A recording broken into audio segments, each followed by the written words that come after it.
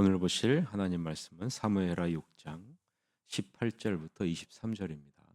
사무엘하 6장 18절부터 23절 보겠습니다. 다윗이 번제와 화목제 드리기를 마치고 만군의 여호와의 이름으로 백성에게 축복하고 모든 백성 곧 온 이스라엘 무리에게 남녀를 막론하고 떡 한 개와 고기 한 조각과 건포도 떡 한 덩이씩 나누어 주매 모든 백성이 각기 집으로 돌아가니라. 다윗이 자기의 가족에게 축복하러 돌아오매 사울의 딸 미갈이 나와서 다윗을 맞으며 이르되 이스라엘 왕이 오늘 어떻게 영화로우신지 방탕한 자가 염치 없이 자기 몸을 드러내는 것처럼 오늘 그의 신복의 계집종의 눈앞에서 몸을 드러내셨도다 하니 다윗이 미갈에게 이르되 이는 여호와 앞에서 한 것이니라. 그가 내 아버지와 그의 온 집을 버리시고 나를 택하사 나를 여호와의 백성 이스라엘의 주권자로 삼으셨으니 내가 여호와 앞에서 뛰놀리라. 내가 이보다 더 낮아져서 스스로 천하게 보일지라도 내가 말한 바 계집종에게는 내가 높임을 받으리라 한지라. 그러므로 사울의 딸 미갈이 죽는 날까지 그에게 자식이 없으니라. 아멘. 오늘은 사람의 시선을 넘어 하나님의 시각으로, 사람의 시선을 넘어 하나님의 시각으로라는 제목으로 하나님 말씀 보겠습니다. 번제와 화목제를 마친 다윗은 만군의 하나님의 이름으로 백성을 축복하고 남녀할 것 없이 그곳에 모인 모든 사람에게 빵 한 덩이와 대추 과자 하나와 건포도 과자 하나씩을 나누어 줍니다. 그 후에 백성이 모두 집으로 돌아가죠. 다윗이 그의 가족을 축복하기 위해 왕궁으로 돌아옵니다. 그때 사울의 딸 미갈이 그를 맞으러 나오면서 말하죠. 왕께서는 오늘 거리에 조속한 춤꾼처럼 여종들이 보는 앞에서 몸을 드러내며 참으로 훌륭하게 위엄을 떨치셨습니다. 다윗이 미갈에게 대답합니다. 나는 하나님 앞에서 마음껏 춤을 춘 것이요. 그분이 나를 택하셔서 당신의 아버지와 당신의 남은 집안 위에 두시고 하나님의 백성 이스라엘의 통치자로 삼으셨어. 하나님의 영광을 위해서라면 나는 이보다도 더 격하게 춤을 출 것이요. 설령 내가 바보처럼 보여도 좋소. 하지만 당신이 그렇게 걱정하는 이 여종들 사이에서 나는 한없는 존경을 받을 것입니다. 그 후에 사울의 딸 미갈은 평생 자식을 낳지 못했다라는 것이 오늘 본문의 내용 관찰입니다. 오늘 본문을 보면서 우리는 두 가지를 생각해 보아야죠. 하나는 미갈이 보는 것과 미갈이 보지 못하는 것은 무엇일까? 다른 하나는 미갈이 다윗의 행동에 대해 왜 그렇게 반응하고 있을까?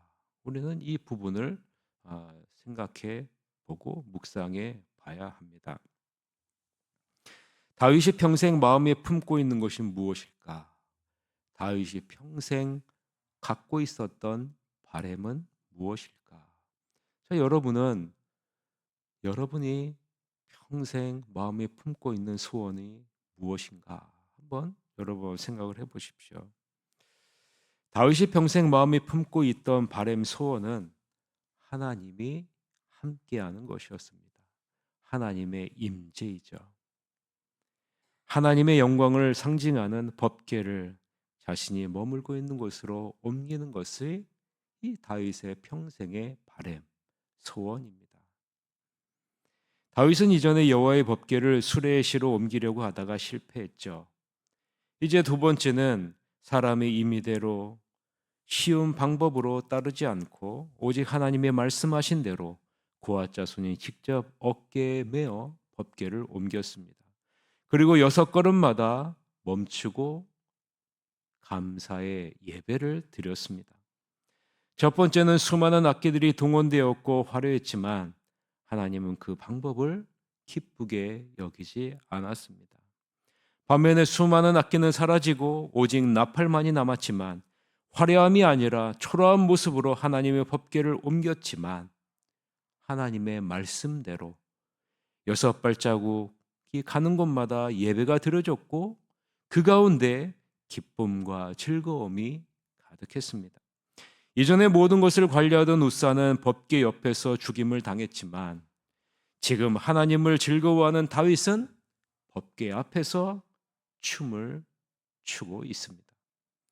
하나님이 말씀하신 방법대로 그 말씀을 우리의 판단과 행동의 기준으로 삼고 살게 되면 하나님의 말씀은 우리에게 큰 기쁨과 즐거움을 가져다 준다라는 것을 오늘 본문을 통해서 우리에게 보여주고 있는 겁니다. 반면에 하나님의 말씀대로 살지 않고 내 임의대로 내 유익을 최우선으로 하는 모습으로 하나님과 하나님의 말씀을 대한다면 하나님은 우리에게 치명적인 모습으로 나타나게 될 수 있다라는 것을 보여주죠. 법궤를 한번 보세요. 법궤를 내 임의대로 세상이 추구하는 손쉬운 방법대로 법궤를 대할 때 법궤는 재앙, 즉 심판이라는 치명적인 결과를 초래했습니다. 우사가 죽은 것이 그 대표적인 결과이죠. 반면에 하나님의 말씀대로 하나님이 지정하신 방법대로 법궤를 대했을 때 법궤는 하나님의 임재, 하나님의 축복을 경험하게 하셨습니다. 여호와의 언약궤를 우리가 어떻게 대하고 있느냐에 따라서 하나님의 축복을 경험할 수도 있고 하나님의 가혹한 재앙과 심판을 경험할 수도 있다는 거죠. 우리에게 적용하면 어떻게 될까요? 우리는 하나님의 말씀을 어떻게 대하고 있는가? 우리는 신앙생활을 어떻게 하고 있는가? 하나님의 말씀을 따라하고 있는가? 아니면 내 임의대로, 내 판단대로, 내 생각대로 신앙생활을 하고 있는가? 다윗이 이것을 알게 된 거죠. 그래서 다윗은 여호와의 언약궤를 하나님의 말씀대로 하나님이 지정하신 방법대로 자신의 처소로 옮깁니다. 이 모든 과정에 기쁨과 즐거움이 함께했고 다윗은 너무 기뻐 춤을 추고 기뻐 뛰었습니다. 그리고 백성들은 환호성을 지르고 나팔을 불렀죠. 이곳에는 하나님의 현존, 하나님의 임재, 하나님의 영광의 현현이라는 거룩한 황홀경이 가득 넘치게 되었습니다. 여호와 하나님의 언약궤 앞에서 한없이 기쁘게 춤을 추는 다윗은 어떤 심정으로 춤을 췄을까? 어떤 심정으로 춤을 췄을까요? 아마도 다윗은 이스라엘 왕으로 춤을 춘 것이 아니라 하나님의 자녀로 하나님의 종으로 춤을 추지는 않았을까? 다윗은 전형적인 왕의 모습에서 벗어나 새로운 왕의 모습으로 여호와 언약궤 앞에서 춤을 추고 있는 것이죠. 미갈이 다윗에게 기대하는 것은 무엇일까요? 미갈이 다윗에게 기대하는 것은 아버지 사울과 같은 모습이에요. 아버지 사울의 모습은 어땠습니까? 절대 권력자의 모습, 절대 권력자로서의 왕의 모습이죠. 그러나 다윗은 이스라엘의 왕은 참된 왕이신 하나님의 대리인뿐 여호와의 종이다라는 사실을 다윗은 알고 있었던 거죠. 우리가 갖고 있는 고정관념, 굳은 생각, 옛 관습에 갇혀 있으면 우리는 하나님이 기뻐하시는 모습으로 나아갈 수 없다라는 거죠.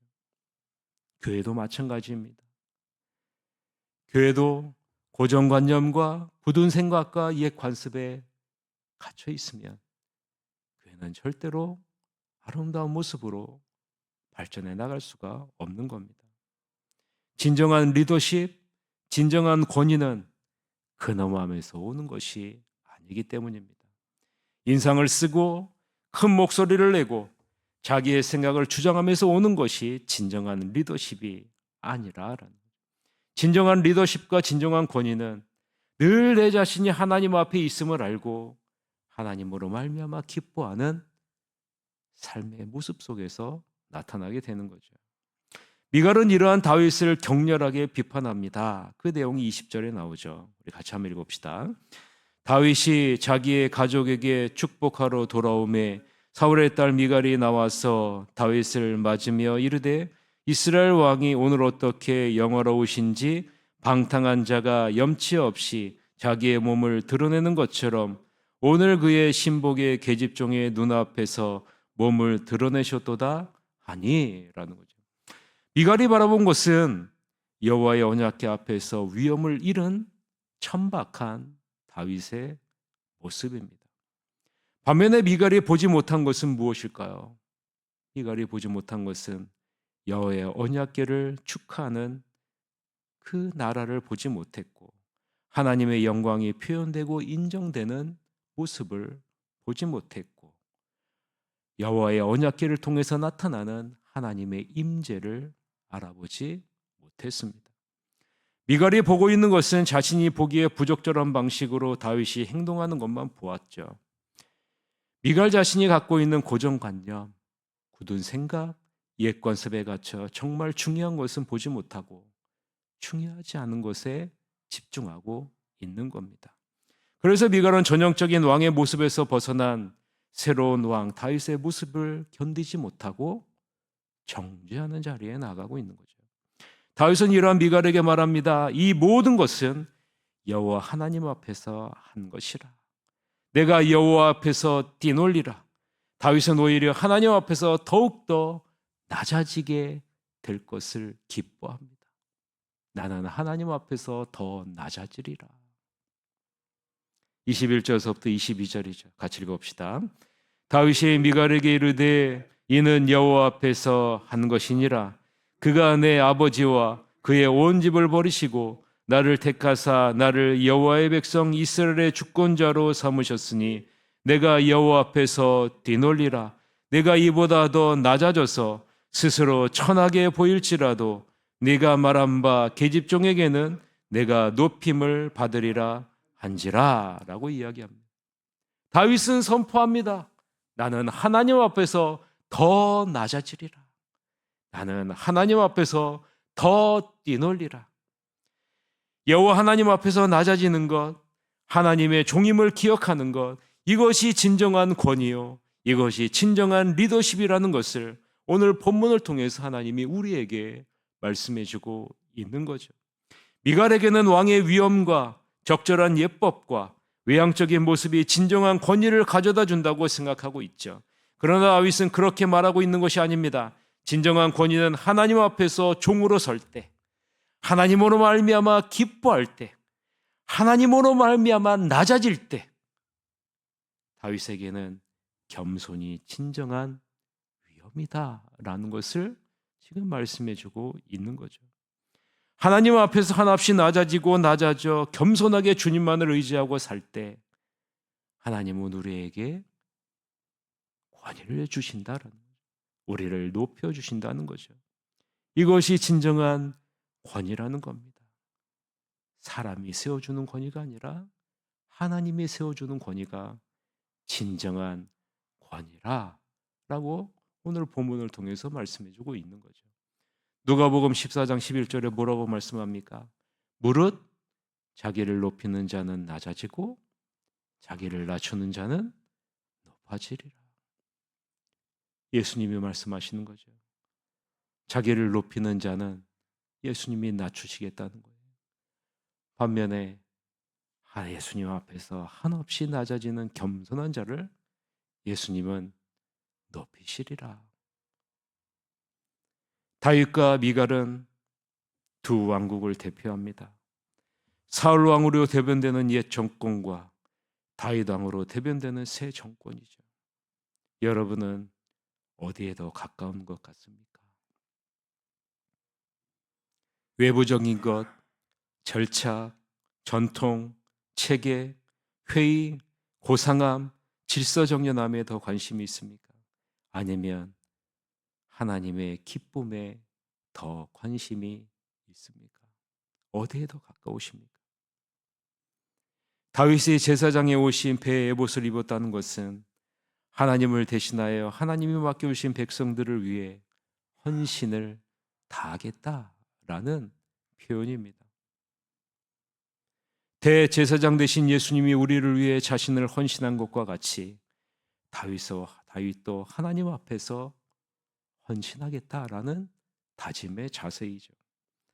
하나님은 이러한 다윗을 이스라엘 역사상 전무후무한 왕으로 삼으시고 한없는 축복을 부어주셨습니다. 반면에 미갈은 어떻습니까? 미갈은 자식을 낳지 못함으로 왕의 아들의 어머니가 됨으로써 얻게 될 왕의 위엄에 참여해야 될 기회를 완전히 잃어버리게 됩니다. 다윗의 왕좌를 이어받을 사람이 사울의 가문에서 끊어지게 된 거죠. 사울의 통치라는 문이 미갈로부터 완전히 닫히게 된 것입니다. 말씀을 맺겠습니다. 하나님의 일을 나의 고정관념과 굳은 생각과 옛 관습에 갇혀 판단하지 마시고 다윗과 같이 언제나 사람의 시선을 넘어 하나님의 시각으로 바라봄으로 하나님의 귀한 일에 쓰임받는 여러분이 되시기를 주님의 이름으로 간절히 축원합니다. 이 시간에 다 같이 통성